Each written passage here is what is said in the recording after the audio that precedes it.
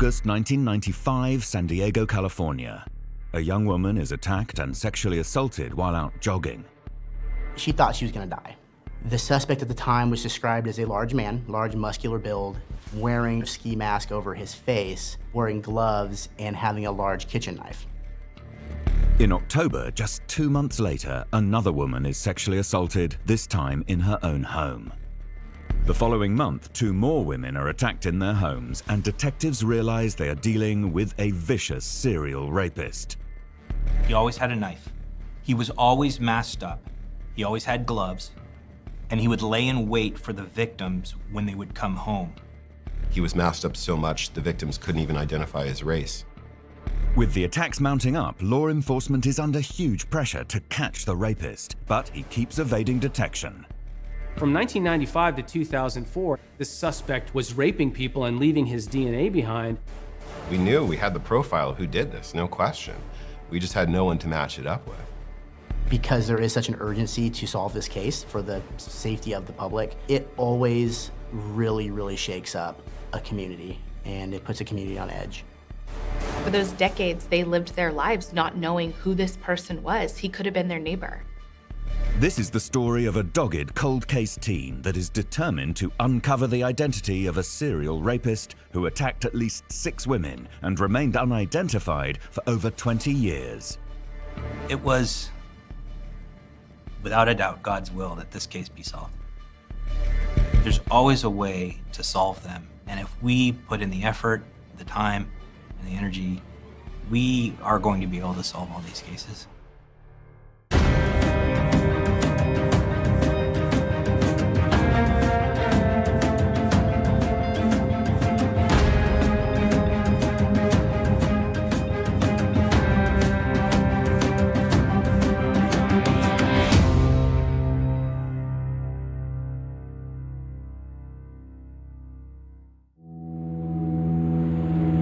San Diego is regarded as one of the safest cities on the west coast of America. Of the 10 largest cities in the United States, it has the lowest crime rate despite having a small police force. That's a great place to live, and I like living here. It's a very community-oriented feel, where every community and neighborhood has their own culture and kind of their own vibe, so to speak. And the officers, and working and getting experience in different neighborhoods throughout the city, we became really well acquainted with the different cultures that are associated with the different neighborhoods. We have just a huge gamut of citizenry here in San Diego. And when I worked in Mid-City, we actually termed it as patrolling the world in the center of the city, because we had so many different nationalities that lived in that neighborhood. And it is spread like that throughout the entire city. In 2019, Detective Sergeant Ron Bailiff receives a phone call regarding a series of historic sexual assaults that occurred between 1995 and 2004. I received a telephone call from a husband of one of the victims. He told me that he calls regularly, that his wife, she still has so much trauma over the case. And so that he would make phone calls every few years to try and inspire a detective in order to restart this case up, to rework the case. He didn't have a lot of details regarding the cases. He didn't share quite a bit about his wife's case, but he knew that there were a substantial number of cases, and he knew that they were shared between San Diego and Palm Springs. My neighbor was my boss at the time, named Ron Bailiff. Being nosy, I'm a detective, and I hear my boss answer the phone, so I kind of prick my ear up, and I hear him talking to somebody. After the phone call, I walk over to him, and for some reason, I was relatively kind of a low caseload at that time, and I go, "Hey, Sarge, what was that about?" And, he hands me a piece of paper. He's like, "Hey, Sully," and everyone calls me Sully at work. "Hey, Sully, would you mind going to the file room and pulling this case out, and let's take a look at this?" So I take the paper and I go back to our little archive file room. I find a couple boxes where these old cases were kept. And Seeing what awful things were done to these women really pissed me off. When John brought those cases back and he put half of them on my desk, and we're not talking a small amount of a couple crime cases, we were talking folders of the series that had been investigated and reinvestigated and reinvestigated before our time. I knew what I was asking John, and that was he was about to embark in a very serious case. It was going to be an exceptional amount of work, and I knew that he was going to be the right person to do it. I just buried my head in these books and reviewed all the, crime scene photos and the cases and going through everything. It was as if God had his hand in this whole case, because from that point on, it was seemingly like things just matched up. It was kind of perfection in terms of how things were linking, the people that were coming within our path on this investigation. Detective Sullivan is now tasked with a cold case team and re-examines 6 San Diego cases linked to the same perpetrator. The first attack was in August 1995. In that incident, the victim, who we'll call Jane Doe 1, went out for a jog in the Claremont Mesa neighborhood. She approached this kind of shrub area right off the path she was running. The suspect jumped out and surprised her. The suspect at the time was described as a large man, large muscular build, wearing a ski mask over his face, wearing gloves, and having a large kitchen knife. Being shocked, surprised, scared, the Jane Doe 1 just decided, she thought she was gonna die. And the suspect at the time ordered her to accompany him off the sidewalk into the ground where it was secluded from the rest of the public eye, and that's where he sexually assaulted her at Knifepoint. The victim went into survival mode. She did exactly as she was told because she believed that if she didn't, that he was gonna kill her. Jane Doe 1 returned home to where her father was, and she's very, very emotionally distraught. She and him called 911 and notified the San Diego Police Department that she was just raped at Knifepoint by a stranger. And the officers who made contact with Jane Doe 1 described the victim as catatonic, whereas she has been crying, but she was in shock. And at that point, the officers who were on scene accompanied Jane Doe 1 in their police car back to the crime scene to try to locate exactly where the assault took place, which she was able to point out where it occurred. Investigators were called to the scene to locate evidence, and witness checks and, good old-fashioned police work was done. Every I was dotted, every T was crossed, and unfortunately, as far as the crime scene goes, it didn't yield any evidence. Forensic investigators are now tasked with getting biological evidence from the victim. In all sexual assault cases, what we really want is DNA, fingerprints, any type of item left behind from a suspect. We would encourage a victim to do a sexual assault kit, what we call here in San Diego is a SART exam. We encourage victims to do that so that we can get DNA. For those victims, it's a daily battle to get up in the morning and to know that your attacker is still out there. And just 2 months later, police are called to a sexual assault less than 10 miles from where Jane Doe 1 had been attacked. A woman who had been gone from her home all day. She was with her boyfriend at a mutual friend's house, and they were kind of hanging out and just visiting with friends. Jane Doe 2 drove separately than her boyfriend, so they had separate cars. The plan was for them to return to Jane Doe 2's house to spend the night. Jane Doe 2 drove straight home. Her boyfriend decided to stop at the grocery store to pick something up to eat. When Jane Doe 2 walked into her home, and in the hallway, she was confronted by the suspect. The suspect was described as a large male, ski mask over his face, and he had a large kitchen knife. At the initial confrontation, it took the victim by surprise, and she was very scared. And she described the suspect as being very calm and in control. And the suspect made several statements to the victim to look at my knife. You see this knife? I will kill you if you don't do what I say. And ordered her to disrobe, at which point he proceeded to sexually assault the victim inside of her own home. When police arrived, Jane Doe 2 agreed to be interviewed by detectives and gave a horrifying account of her ordeal. The officers who were at the scene observed a screen removed from a rear window and a window that was open. So we believe that the suspect gained entry through the back bedroom window. During the assault, the suspect bound and gagged the victim. So she was incapacitated as far as being able to move. He ordered her to stay on the ground and threatened to kill her if she made a sound. At that point, the suspect, we believe, just exited through the front door.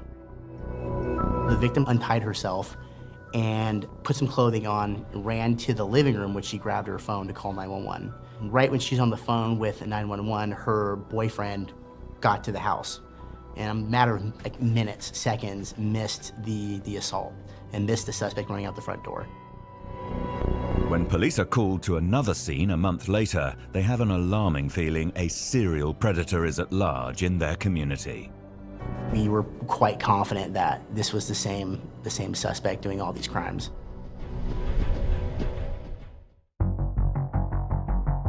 On November the 14th, 1995, San Diego detectives investigating 2 serious sexual assaults get called to another scene. They soon realize they are dealing with a serial predator. In the third incident, which is very similar to the second incident, the victim, she heard some noise and she kind of thought that, oh, my boyfriend's here, because they're at a point in their relationship where he would let himself in the front door. Upon not seeing anybody, she went to the window to look outside because that's where her boyfriend would park when he would come to her house. She didn't see his car. And there was a suspect standing in the middle of her living room. He tells her to be quiet or he was going to kill her. He then drags her into a bedroom. He throws her on the ground and he forcibly rapes her at knife point. He then tells her to lay on the ground and don't move. And he escapes out of the house. And we don't know how he got out of the house in that case because her doors were locked. We can only think that it was out of a window. Investigators were called to the scene. Crime scene personnel responded and processed the scene.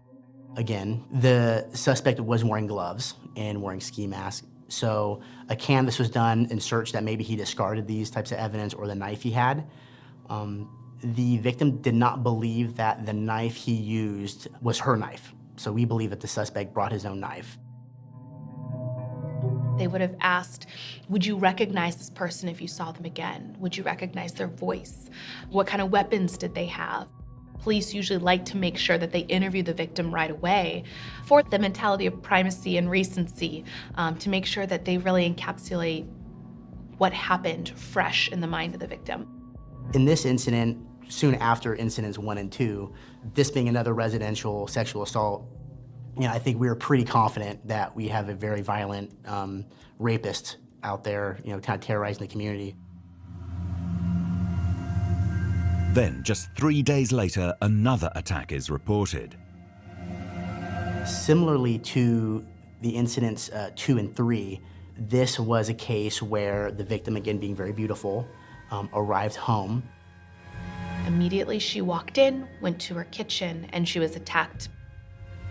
The perpetrator had a knife, the exact same modus operandi. Before she could say anything, he put his hand over her mouth, pulled out the knife and said, if you scream, I will kill you, dragged her into the bedroom, and forcibly sexually assaulted her.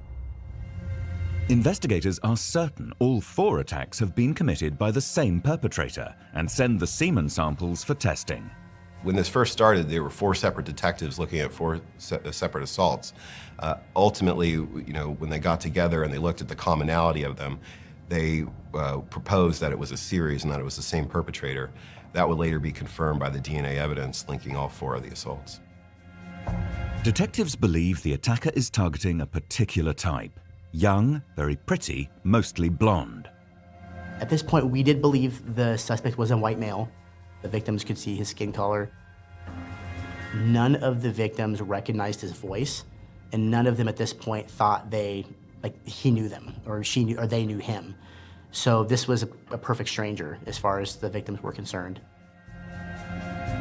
What we'll typically do is we'll sit down with each victim, and we'll have victims fill out this kind of in-depth survey so that when we can look to see if there's a commonality between all the 4 victims. For example, if they shopped at the same grocery store, well, that could kind of lead us to kind of look at that entity a little closely as far as identifying a suspect.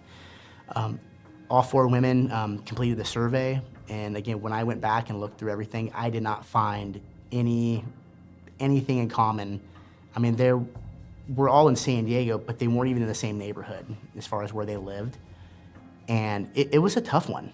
It was tough. There just wasn't anything obvious or jumped out as any commonalities other than them being very beautiful women. The DNA analysis confirms that the same predator is responsible for all 4 attacks. Investigators upload it to the national database. CODIS is our national database for DNA. Every felon, at least in California, is swabbed every time they are arrested for their DNA, and that is uploaded into CODIS. So we have a bank of DNA, at least in California. I know every other state is different. So we have our local CODIS database and then the national one. That was put into CODIS, and there were no matches at the time. We knew that it was the same perpetrator because we had that matching profile, but you can run that profile as many times as you want. If you have no known person to match that up against, you're not going to be able to identify the perpetrator.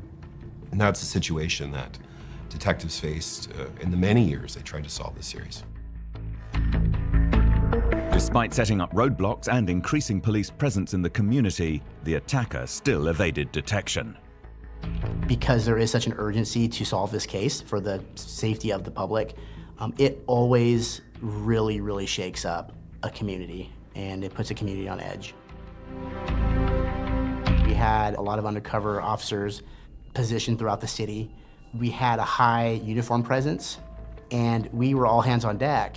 And the sex crimes unit who had the case, I know all the detectives they were canvassing the area. There were Crime Stopper notifications that gone out to the local media, and we were fielding phone calls from people with potential tips.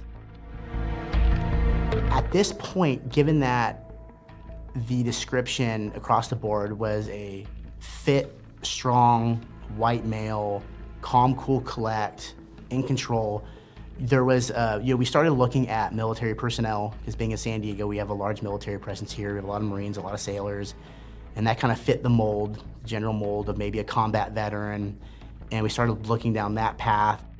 They contacted the Royal Canadian Mounted Police at one point in an attempt to put together a profile and do a geographical study to link them. Then ultimately, they were left with very few leads. The perpetrator continues to evade detection.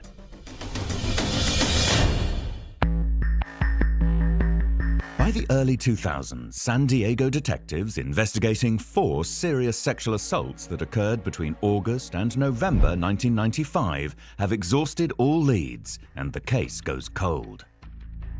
The one thing we know definitively, it's the same bad guy, same suspect in all 4 cases, because of the DNA that we were collected at either the scene or the SART exam. We just don't know who the profile belongs to at this point. But in 2002, he attacks again, this time in northeast San Diego. In Rancho Mirage, California, which is in neighboring Riverside County, a young woman, a similar profile to 3 of the first 4 victims, came home to her house after spending some time at her boyfriend's house. She was there with her 5-year-old daughter. She put her daughter to bed, and when she left her daughter's room, the perpetrator was masked with a knife waiting for her.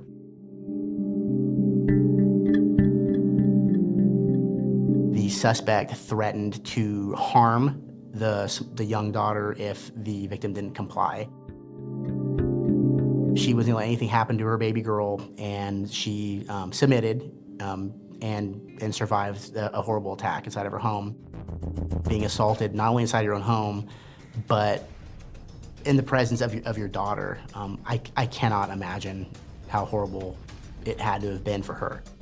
He told her to wait until calling the police and give a certain period of time, or that he would return and attack her and her daughter.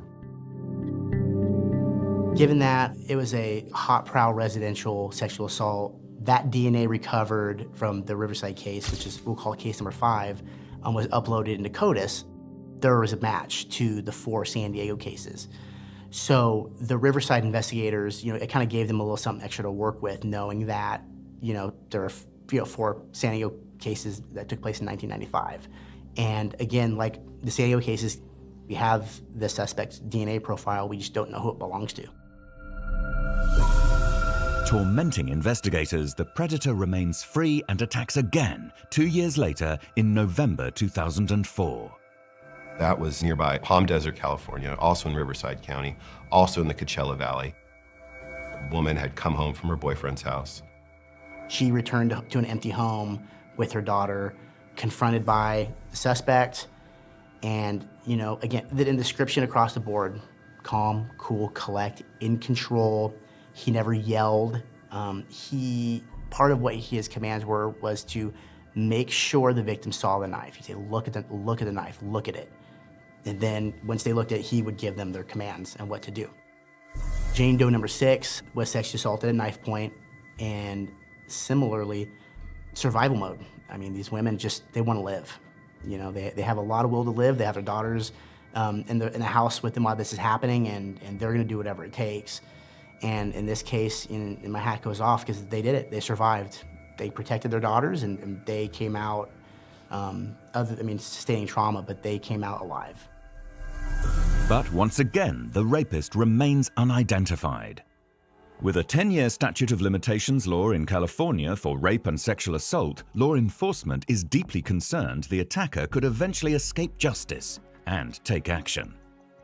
We knew the crimes had been committed, and we knew the DNA profile of the person who committed it. So Riverside prosecutors made the decision to file a criminal complaint against the DNA profile itself.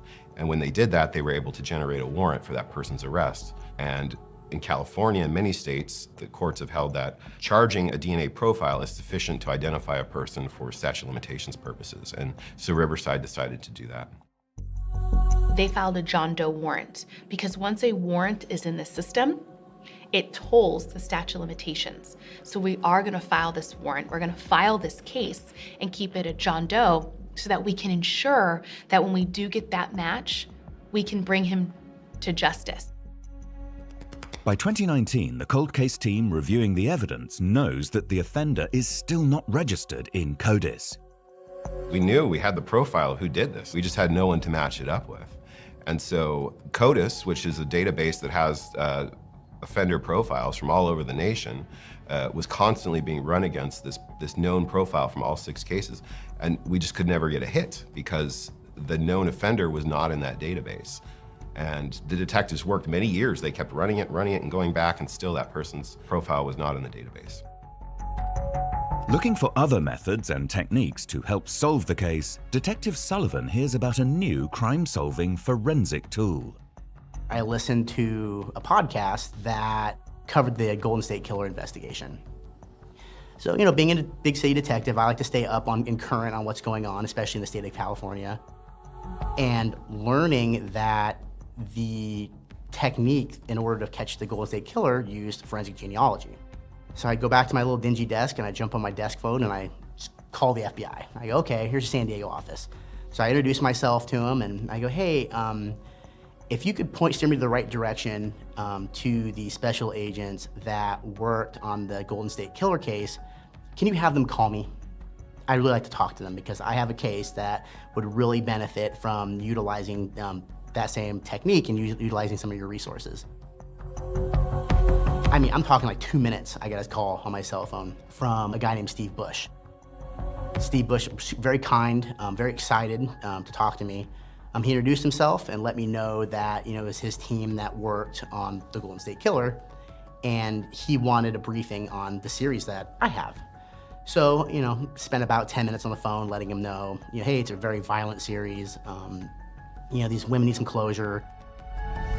John Sullivan at the San Diego Police Department says, hey, I've got this guy's DNA all over the place. I don't know who he is. Can we use the same process that you guys used in the Golden State Killer case? Can we use that and try to determine who this serial rapist is?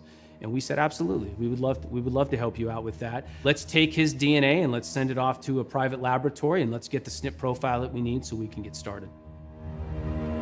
What I knew about genetic genealogy was what I would see on TV. That it would be someone's DNA is in the system, we would get a hit to it, and then we would have to more or less build up a family tree of close relatives. I truly didn't know a whole lot of it until I was assigned this case, when I had to really investigate it and learn. When we're talking to Steve, we both could read each other's minds and say, this is the technique that we need to use in order to solve this case. Because I had a serious amount of doubt as to whether we were going to be able to solve it. Evidence hadn't changed, technology hadn't changed up until that point, and the amount of evidence that we had, there was nothing that we were going to be able to do that wasn't any different than previous detectives had done when they reopened these cases. So it was that genetic genealogy that was our hope. How I explain investigative genealogy or forensic genealogy is that you have a mystery person's DNA. We don't know who it belongs to, but we have their DNA. And what we're gonna do is we are going to upload this DNA profile into an open source DNA database. You think of 23andMe, you think of Family Tree DNA, you think of all these really cool services out there. I mean, I'm a customer, I think they're really neat. And what you do is you throw the mystery person's DNA up into this, and it's gonna cast a really wide net and as far as capturing who relatives are. And with DNA, it's a precise science. So, there are specific ranges of DNA in common that ancestors will have of each other. So ideally, when you throw this DNA up and you try to get a relative, you want to get a close relative because it makes the work a little easier. So the more distant the relative, the more difficult and tedious the work is. We had lots of options in order to get the SNP profile, and so we decided to go with Gene by Gene Laboratory in Houston, Texas. They utilized a microarray in this case in order to get the SNP. And once they got that SNP was uploaded into GEDmatch and into FTDNA to see who the folks are that are going to be related to this unknown SNP profile. As the perpetrator's profile is being processed, more and more hits from distant relatives are coming in. And it's only a matter of time before the Bloodline Detectives discover the suspect's identity. I mean, it's amazing. They were able to narrow, with the known DNA profiles that were in the database, they were able to narrow it to a common ancestor. And then building the family tree out, they were able to point to particular suspects, people worth following up on. And they narrowed it further to a set of brothers, one of which was strongly suspected to be the perpetrator in this case. Steve Bush's team with the FBI, along with their crime analysts, some agents working on there, I mean, they worked hours and hours and hours and hours and hours trying to build this family tree so that we could identify the possible suspect. What entails is you have to build this family tree using census data, birth records, marriage certificates, baptismal certificates in some cases. We started building family trees and trying to connect people. We got some matches back, and they were decent matches. They were, second or third cousin matches. Those are matches that we can typically work with. Once we started making connections, things started to become a little bit more clear, as it always does. And we were able to narrow down the connections to a couple particular families. And at that point, things started to become a little more clear to us that we might be looking at a particular one or two different men as a possible suspect.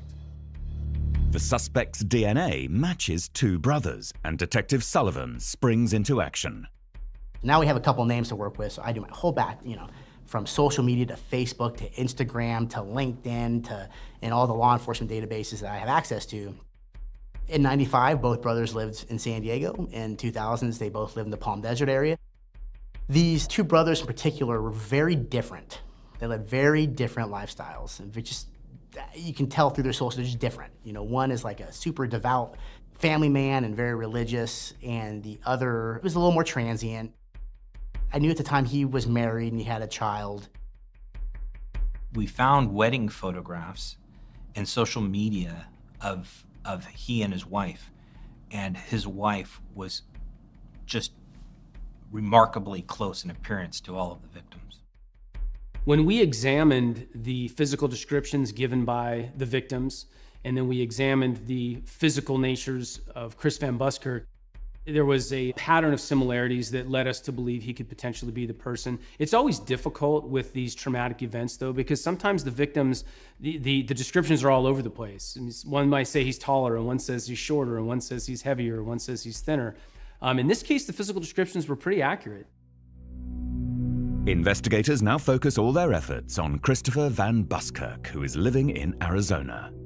The FBI agent who was responsible for the team out in Phoenix, his name's Wyatt Storm. And he, very, very spectacular individual, was absolutely so helpful, and he ran the Violent Crimes Task Force that's out there. And so we asked him, hey, can you please do surveillance on this individual, and we're gonna need a surreptitious DNA. He and his team started watching Christopher Van Buskirk and saw that he was actually the manager at a restaurant. This team made a decision, okay, you know, we're gonna go in undercover and just pose as customers. So they ended up going in and just eating at the restaurant like everybody else. And just coincidentally, the suspect ended up taking a lunch break. One of the undercover operators kind of befriended him, sat next to him, started talking with him and about, hey, this is a great restaurant, and you do great work, and kind of made small talk. That particular restaurant had like bar tables, and so this FBI agent just sat right across from Christopher Van Buskirk, started up a conversation until the point that Mr. Van Buskirk had to go back to work, and so he said, let me get your plate for you. And so I'll go throw it away. And so as he's going to the door in order to throw away the tray, he grabs the fork with a napkin, threw it in a bag and sealed it, and hey, Sully, anyone calls me Sully at work, hey, Sully, we got what you need. When can you meet? I drive about 8 hours to go get a fork, and I drive back, and you know, the lab working on this case is also very excited, you know, because they know exactly what I'm working, and I told them, hey, I'm coming, this needs to be tested ASAP. And so I submitted the fork for testing that morning, first thing that morning. About 2 hours later, I got a phone call from the criminalist lab saying, yep, that's him. It's a match. It's your bad guy. You know, at this point, as a detective, I go, oh, okay, you know, what do I do now? I go, okay, now I know who the bad guy is. He's out of state, and my head starts swimming as far as like, what are the next steps? We knew one thing. We can't let a very dangerous individual stay out on the streets when we know who he is. And so that was our goal. Get him into custody as fast as we possibly can. Detectives immediately start putting plans in motion to get Christopher Van Buskirk into custody. We get a warrant for his arrest, and we include Wyatt Storm's team in Phoenix to be able to, on their end, get a search warrant for the individual's house. And then we were going to meet out there in Phoenix with him, and we were going to serve the arrest warrant and serve the search warrant at the same time. We got there very early, and he was already gone. We check a lot of areas that he frequents, and we couldn't find him. So the decision was made by the supervisor out in Phoenix to ruse the suspect. Christopher Van Buskirk was a witness in a credit card fraud case that happened years before. And so we brainstormed that and decided, let's use that as a ruse in order to try and pull him out. So ruse was done, saying, hey, you know, this is Detective so-and-so, we're investigating this fraud case that you filed. Hey, can you meet us? We have some pictures of a suspect we want you to look at. We knew we were kind of baiting him into a specific area, so we were already all set up, our undercover cars throughout the parking lot. A plan was made. He parked, he got out, and seeing him at a distance, he's a big guy, and he was walking toward the meeting spot. The supervisor on scene called out the signal, and we jumped out and took him down at gunpoint, put him on the ground, and arrested him without incident. Shortly after handcuffing him and standing him up, I walk up to him, I put my hand on his shoulder, and I go, hey, you have a lot of questions as to what's going on right now, and all this is happening because of me. Like, I'd like to talk to you a little further, but, you know, we got to get through this real quick, but I want to answer all your questions. And he looked at me, and he just kind of took a big, and kind of just sighed and shook his head. He didn't ask one question about what's going on. He didn't seem surprised. He didn't cause a commotion. He was just, he saw this day coming a long time. And I think that he's almost relieved, in a sense, to be caught. The detectives from San Diego tried to interview him, and he did not give a statement at that time. He invoked his right to an attorney, so they were precluded from, you know, speaking with him about the case. While being extradited to San Diego, Van Buskirk tries to make an impression on detectives. Sergeant Bailiff and I met the deputies at a local airport where he turned over custody to us. And, you know, we were just like in a detective car, like a big Ford Taurus. So I sat in the back seat with the suspect, and Sergeant Bailiff drove. And, you know, obviously when, you know, a suspect, you know, asks for a lawyer, we're not gonna talk about the case. It's just some legalities that we can't do. But he was very chatty, just very, very chatty. And you could tell by how he's kind of like trying to be friendly. It was very manipulative. He wanted us to like him, and he wanted to kind of impress us with sports memorabilia he had and different jobs he's had and, you know, professional athletes that he knows and all this stuff. And we found it kind of odd, you know, kind of with the trip down to San Diego jail. I didn't see a lot of remorse, I can tell you that. I didn't see concern. I didn't see much going on in his verbal or nonverbal communication. With Van Buskirk in a San Diego jail awaiting trial, Detective Sullivan is tasked with informing the 6 victims of the news. He took it upon himself to notify the victims, to let them know that after decades of not knowing who their attacker was, where he was, that he was finally going to be brought to justice. And I know that it was one of those things that after knowing Detective Sullivan for as long as I did, he truly was the right person for the job for that. They were all reacted differently, which is absolutely normal. Some were relieved, some were somewhat indifferent, some were just broke down in front of them. Most of them were really happy to have this chapter of their life close. There was one victim who's Jane Doe 2 who didn't answer the phone. I left a message, and I even you know, tried texting the phone number I had, and I didn't get a response. I knew the media was going to cover this case, and I just did not want this poor victim to see on the morning news what happened without her hearing it from me. I ended up driving out to Jane Doe 2's residence to notify her in person. I can honestly say this is probably one of the most memorable experiences I've ever had. I mean, as a cop and as just a person. So I show up, and again, I have my badge on a chain, and I have my ID, and I knock on the door. I hear somebody from inside say, "Who is it?" And I asked Jane Doe by name, "Hey, I need to speak to Jane Doe. Specifically, are you her?" And I confirmed her identity to make sure it is who I need to speak to. She's like, "Yes." And I go, you know, "I'm here to give you news on the case what happened to you in 1995. And I let her know, I go, "I've identified him and I've arrested him and he'll never get out of jail." And she collapsed, sobbing, crying, apologizing to me because she wanted to come give me a hug, but she's scared of men. And it broke my heart. It was so, I mean, it was pretty emotionally driven. And I sat with her. I sat down next to the door and I said, "Hey, keep the door locked. You don't have to open the door for me." I go, "Hey, I'm just happy I could be here with you. I'm so blessed to be able to give you this news, and I'm just happy that I'm able to do this." And she was crying and just thanking me and calling me, "You're my angel," and it was just really sweet.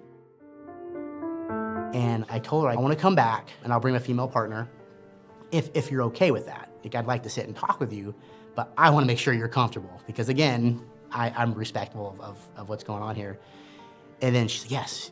So I arranged for my female partners to go back the next day, and she made us coffee and brownies, and it was super sweet, and she got to give me that big old hug she wanted to give me, and it was very endearing. But I can say that was one of the most memorable experiences I ever.